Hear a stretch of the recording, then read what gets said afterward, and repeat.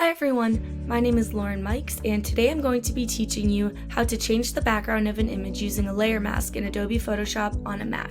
This will only take about 5 minutes and is a great way to expand your skills for those new to Photoshop. To get started, have Photoshop opened and then click Open on the top left menu bar. Then select the image you will be altering from your files. For this tutorial, I will be using my headshot photo. Once that's opened, we're ready to begin editing. You can see that the photo currently just has a basic gray background, which I'll be changing to a photo of the beach. Before you can make any changes in Photoshop, you first want to unlock your background layer, which can be done by simply clicking the lock icon in the Layers panel next to the word background. You can see my layer now says Layer 0 and I am free to edit the photo. Now we want to insert our new background image. I'm using a picture that I took on vacation at the beach this summer. To add our background image, we first want to create a new layer by clicking the square with the plus sign in the layer panel.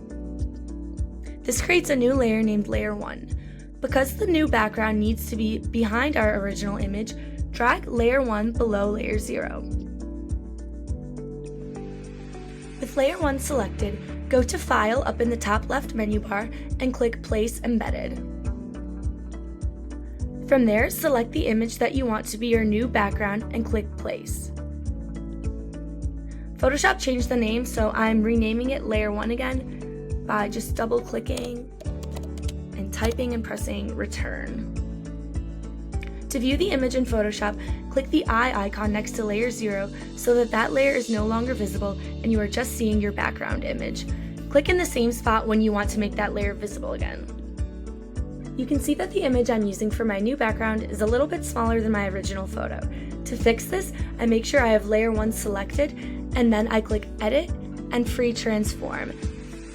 I can drag the handles to make the image larger. Then I just click Return to stop using Free Transform. Next, I'm going to be working in Layer 0, so to ensure that I don't make any unintentional changes to Layer 1, I'm clicking the lock icon in the Layers panel to lock this layer.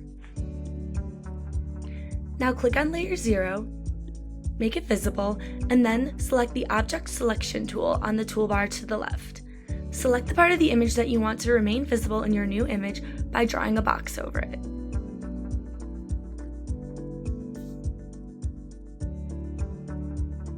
You can see that now I am selected and the background of the image is not. If part gets cut off, just draw over the area again.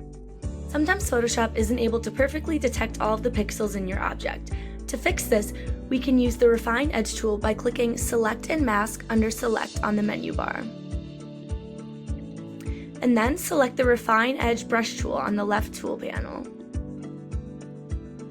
To better view my selection and its edges, I am changing the view in the Properties panel from onion skin to black.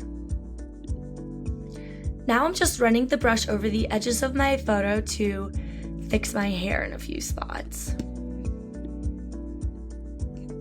To adjust the size of the brush, you can use the bracket keys on your keyboard to move it up and down, and once you're happy with it, just click OK. Once you're satisfied with your selection, it's time to add the layer mask. But first, click Inverse under Select on the top menu bar. We do this because otherwise Photoshop thinks that you want to add your background image to the part of the photo that is selected, which is not what we are trying to do here. To add the mask, click the square with the circle in the middle on the layer panel. The link icon and the black and white silhouette indicate that this layer now has a mask. You can see that now my boring gray background is masked, allowing the pretty beach photo to show in these areas instead.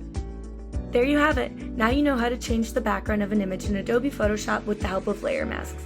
Just be sure to save your work before exiting Photoshop by clicking File on the top menu bar, and then Save As, Save, and OK. Thanks so much for taking the time to watch my tutorial, and I hope it was helpful. If needed, you can find additional information on layer masks and changing background images on Adobe's website.